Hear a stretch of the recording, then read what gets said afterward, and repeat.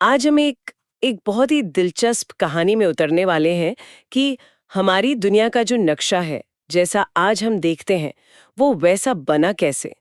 हमारे पास पामन एसएस के कुछ बेहतरीन नोट्स और तस्वीरें हैं और हमारा मिशन है ये समझना कि कैसे एक विशाल भूभाग टूटकर अलग हुआ और हमारे महासागरों के नीचे मतलब क्या-क्या छिपा है। इसे आप एक तरह की भूवैज्ञानिक जासूसी कहानी समझ सकती हैं। सबूत हमारे चारों ओर हैं, चट्टानों में, जीवाश्मों में और यहाँ तक कि महाद्वीपों के आकार में भी। हमें बस उन सुरागों को जोड़ना है। बिल्कुल।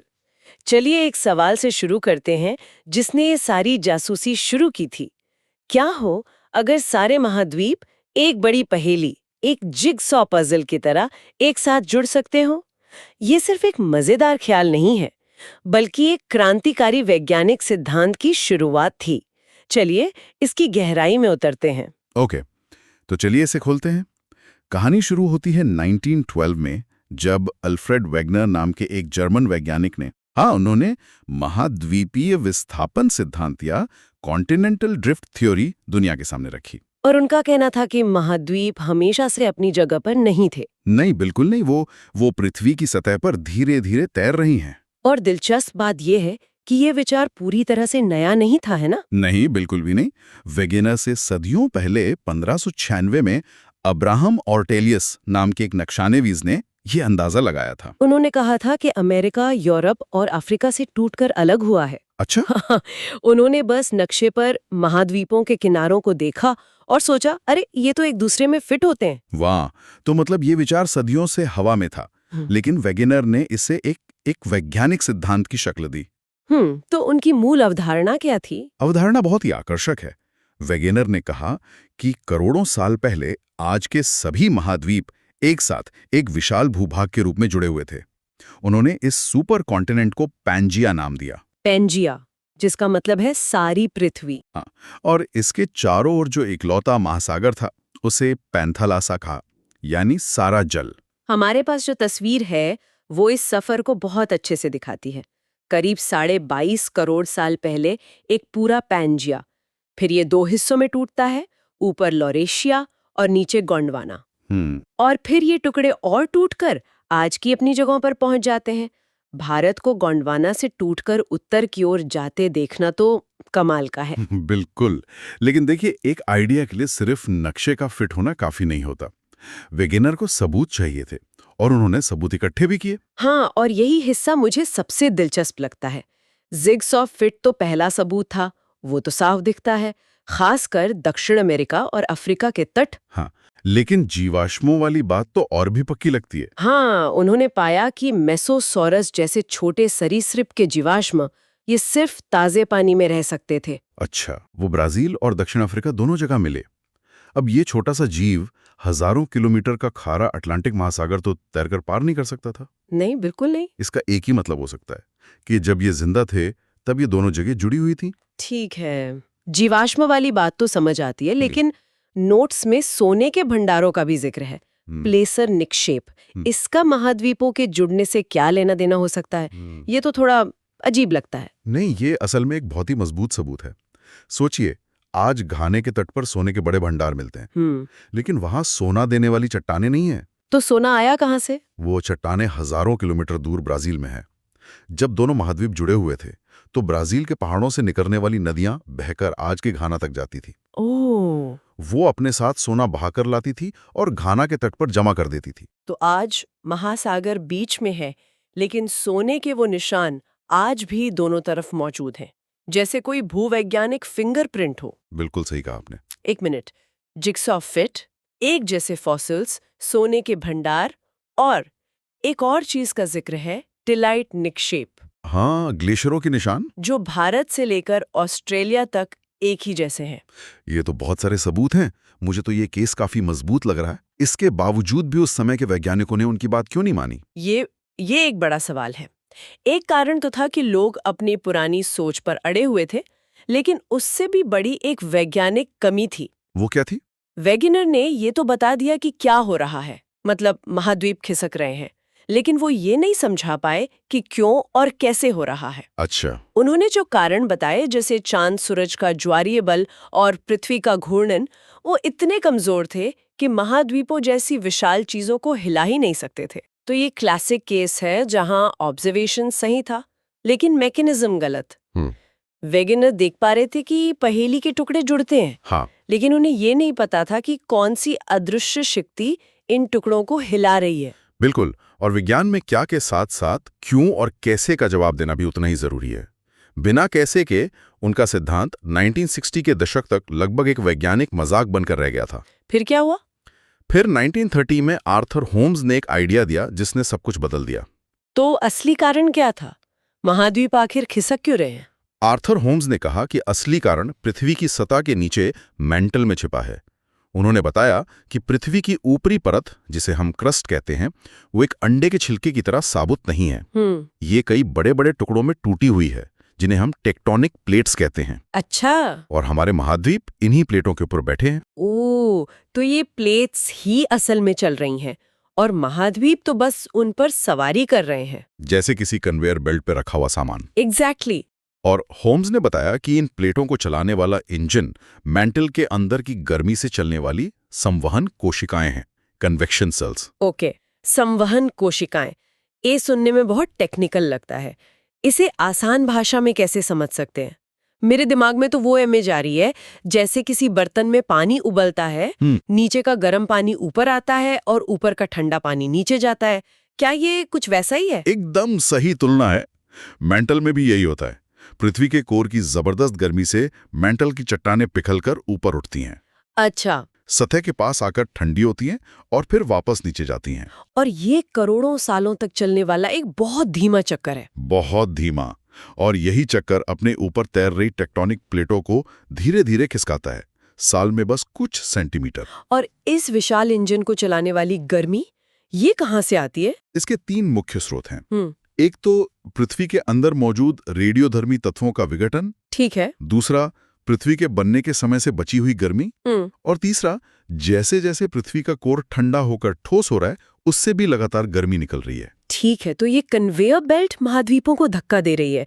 लेकिन मेरे दिमाग में एक सवाल आ रहा है। पूछे। अगर दक्षिण अमेरिका और अफ्रीका एक दूसरे से दूर जा रहे हैं, तो अटलांटिक महासागर हर साल चौड़ा हो रहा होगा? हाँ, हो रहा है। इसका मतलब है कि कहीं न कहीं समुद्र का तल लगातार बन रहा है, खाली जगह तो नहीं बन रही होगी। आपने बिल्कुल सही नस पकड़ी है। और यही सवाल वैज्ञानिकों को महासागरों के सबसे गहरे रहस्यों की ओर ले गया। और यहीं से सागर नितल प्रसरण या सी फ्लोर स्प्रेडिंग के सिद्धांत का जन्म हुआ, जिसे 1962 में हैरी एच हेस ने पेश किया। हाँ। ये क्या कहता है? ये सिद्धांत बताता है कि महासागरों के बीच में पानी के नीचे विशाल पर्वत श्रृंखलाएं हैं, जिन्हें मध्य महासागरीय कटक या मिड ओशन रिज कहते हैं। इन कटकों पर दरारें हैं जहां से मैंटल का गर्म मैग्मा लगातार ऊपर रिसता रहता है। तो ये एक तरह की फैक्ट्री है जो समुद्र के बीच में लगातार नया फर्श बना रही है। बिल्कुल। ये मैग्मा सतह पर आकर ठंडा होता है और नई समुद्री भूपर्पटी बनाता है। और ये नई परत पुरानी परतों को दोनों तरफ से धक्का देकर दूर धकेलती है। इसका सबसे अच्छा उदाहरण है मध्य अटलांटिक कटक। हाँ, जो अटलांटिक महासागर के बीचों बीच उत्तर से दक्षिण तक फैली है। इसी की वजह से अमेरिका, यूरोप और अफ्रीका से हर साल लगभग 2.5 सेंटीमीटर दूर जा रहा है। तो इसका मतलब ये भी हुआ कि महासागर का फर्श महाद्वीपों से बहुत ज्यादा नया है। हाँ, क्योंकि एक रिसाइकलिंग प्रक्रिया है। नया फर्श कटक पर बनता है और जब वो किनारों पर महाद्वीपों से टकराता है तो वो वापस मेंटल में धंसकर पिघल जाता है। ओह, तो रिसाइकल हो जाता है। बिल्कुल। इसीलिए आपको समुद्र में 20 करोड़ साल से ज्यादा पुरानी चट्टान नहीं मिलेगी, जबकि महाद्वीपों पर 4 अरब साल पुरानी चट्टानें भी मौजूद हैं। ये तो कमाल है। मतलब महाद्वीपीय विस्थापन और सागर नितल प्रसरण, ये दोनों सिद्धांत मिलकर प्लेट टेक्टोनिक्स की पूरी थियरी बनाते हैं। सही कहा। जो आज हमें भूकंप, ज्वालामुखी और पहाड़ों के बनने को समझने में मदद करती है। चलिए, जब हम समुद्र के तल की बात कर ही रहे हैं, तो जरा इसकी बनावट पर भी नजर डालते हैं। जरूर। समुद्र का तल सपाट नहीं है। इसमें मैदान, पहाड़ और खाइयां सब कुछ है। शुरुआत होती है महाद्वीपीय शेल्फ से। यह महाद्वीप का ही डूबा हुआ किनारा होता है, जो बहुत उथला होता है। और हमारे नोट्स कहते हैं कि दुनिया का ज्यादातर पेट्रोलियम इसी हिस्से से निकाला जाता है। सबसे चौड़ा शेल्फ आर्कटिक महासागर में साइबेरियाई शेल्फ है, 1500 किलोमीटर चौड़ा। हाँ, और शेल्फ के बाद ढलान आती है और फिर आते हैं गहरे समुद्री मैदान। लेकिन सबसे नाटकीय विशेषताएं हैं खाइयां या गर्त, ट्रेंचेस। ये सोचना भी मुश्किल है। हम यहाँ दिल्ली में बैठकर बात कर रहे हैं और जितनी ऊंचाई पर हवाई जहाज उड़ते हैं, समुद्र में उतनी गहराई मौजूद है। अविश्वसनीय। अगर आप माउंट एवरेस्ट को इसमें डाल दें तो भी उसकी चोटी पानी की सतह से 2 किलोमीटर नीचे होगी। अटलांटिक महासागर के बारे में भी कुछ रोचक बातें हैं। यह दुनिया का सबसे व्यस्त महासागर है और यहाँ एक अजीब सरगासो सागर भी है। ये क्या है? ये दुनिया का एकमात्र ऐसा सागर है जिसकी कोई जमीनी सीमा नहीं है। कोई जमीनी सीमा नहीं? नहीं, इसकी सीमाएं चारों तरफ से समुद्री धाराओं से बनती हैं। ये शांत पानी का एक विशाल क्षेत्र है जो सारगासम नाम के भूरे शैवाल से ढका रहता है। तो इन गहरी अंधेरी खाइयों से निकलकर अब समुद्र के सबसे जीवंत, रंगीन और जिंदा हिस्से की ओर चलते हैं, यानी प्रवाल या कोरल्स, जिन्हें अक्सर समुद्र का वर्षावन भी कहा जाता है। और सच कहूं तो ये नाम उन पर एकदम फिट बैठता है। जैसे जमीन पर वर्षावन जीवन का केंद्र होते हैं, वैसे ही प्रवाल भित्तियां या कोरल रीफ्स समुद्र में 25% से ज्यादा समुद्री जीवन को सहारा देती हैं। 25% से ज्यादा? हाँ, जबकि वो समुद्र तल के 1% से भी कम हिस्से को कवर करती हैं। पर ये हैं क्या? पौधे हैं या जानवर? ये छोटे छोटे जानवर हैं जिन्हें पॉलिप्स कहते हैं, लेकिन उनका राज एक खूबसूरत साझेदारी में छिपा है। वे अपने उत्कों में ज़ूगज़ैंथला नाम के सूक्ष्म शैवाल को घर देते हैं। अच्छा। प्रवाल कैल्शियम कार्बोनेट का कंकाल बनाकर शैवाल को सुरक्षा देते हैं और बदले में शैवाल प्रकाश संश्लेषण से भोजन बनाकर प्रवाल को 90% तक ऊर्जा देते हैं। तो ये एक तरह का लेन देन है, एक सहजीवी रिश्ता। इन्हें जिंदा रहने के लिए किन चीजों की जरूरत होती है? उन्हें कुछ खास चीजें चाहिए। खारा पानी, सूरज की रोशनी ताकि उनके शैवाल भोजन बना सकें, और साफ पानी। इसीलिए प्रवाल हमेशा साफ और उथले पानी में पाए जाते हैं। लेकिन सबसे जरूरी है तापमान। उन्हें 20 से 32 डिग्री सेल्सियस के बीच का तापमान पसंद है। और अगर पानी इससे ज्यादा गर्म हो जाए तो? मैं प्रवाल विरंजन या कोरल ब्लीचिंग की बात कर रही हूँ। बिल्कुल। जब जलवायु परिवर्तन की वजह से समुद्र का तापमान बढ़ता है तो प्रवाल तनाव में आ जाते हैं और अपने अंदर रहने वाले शैवाल को बाहर निकाल देते हैं। ओह। उन शैवाल के बिना उनका रंगीन ऊतक पारदर्शी हो जाता है और हमें सिर्फ उनका सफेद कंकाल दिखाई देता है। यही कोरल ब्लीचिंग है। अगर तापमान जल्दी सामान्य ना हो तो प्रवाल भूख से मर जाते हैं। ये आज हमारे महासागरों के लिए सबसे बड़े खतरों में से एक है। बिल्कुल। ये वाकई एक गंभीर समस्या है। लेकिन ये छोटे छोटे जीव मिलकर बड़े बड़े द्वीप तक बना सकते हैं ना, जैसे कि भारत का लक्षद्वीप। हाँ, लक्षद्वीप पूरी तरह से प्रवाल से बने द्वीपों का समूह है। इनकी बनने की प्रक्रिया, जिसे एटोल का निर्माण कहते हैं, बहुत दिलचस्प है। यह अक्सर एक ज्वालामुखी द्वीप के चारों ओर शुरू होती है। इसे संक्षेप में समझा सकते हैं? जरूर। पहले ज्वालामुखी के किनारों पर एक फ्रिंजिंग रीफ बनती है। ठीक है। फिर लाखों सालों में ज्वालामुखी धीरे धीरे धंसने लगता है और समुद्र का स्तर बढ़ता है। प्रवाल ऊपर की ओर बढ़ते रहते हैं और द्वीप और रीफ के बीच एक लैगून यानी झील बन जाती है। इसे बैरियर रीफ कहते हैं? सही। और अंत में जब ज्वालामुखी पूरी तरह पानी के नीचे डूब जाता है तो सतह पर सिर्फ एक अंगूठी के आकार की प्रवाल भित्ति बच जाती है। इसी को एटोल कहते हैं। ये तो कमाल है। और ये हमें भारत के दो प्रमुख द्वीप समूहों लक्षद्वीप और अंडमान निकोबार के बीच के अंतर को भी समझाता है। एक तरफ प्रवाल से बने द्वीप हैं तो दूसरी तरफ? हाँ, ये बहुत महत्वपूर्ण अंतर है। अंडमान और निकोबार द्वीप समूहों का निर्माण टेक्टोनिक प्लेटों की टक्कर से हुआ है। जब भारतीय प्लेट बर्मा प्लेट के नीचे धंसी तो उसके दबाव से ये द्वीप सतह पर उभर आए। ओह, तो ये ज्वालामुखी नहीं है? नहीं, ये असल में हिमालय का ही एक विस्तार है जो समुद्र के नीचे से गुजरकर म्यांमार तक जाता है, जिसे अराकान योमा पर्वत श्रृंखला कहते हैं। तो एक द्वीप समूह जीवन का प्रतीक है जो छोटे छोटे जीवों ने बनाया है, और दूसरा पृथ्वी की जबरदस्त शक्ति का जो प्लेटों की टक्कर से बना है। कमाल का विरोधाभास है। बिल्कुल। तो संक्षेप में हमने देखा कि हमारी पृथ्वी एक स्थिर जगह नहीं है, ये एक जीवित सांस लेती हुई प्रणाली है। महाद्वीप लगातार खिसक रहे हैं, समुद्र का तल बन और बिगड़ रहा है, और यही गतिशील प्रक्रिया पहाड़ों से लेकर गहरी खाइयों और प्रवाल भित्तियों जैसे जटिल जीवन का निर्माण करती है। सब कुछ एक दूसरे से जुड़ा हुआ है। पृथ्वी के अंदर की गर्मी से चलने वाले इंजन से लेकर सतह पर मौजूद जीवंत प्रवाल भित्तियों तक। और ये सब पृथ्वी के अंदर की गर्मी से हो रहा है। बिल्कुल, लेकिन हमारे स्रोतों में एक और बाहरी शक्ति का भी जिक्र है, मिलानकोविच सिद्धांत।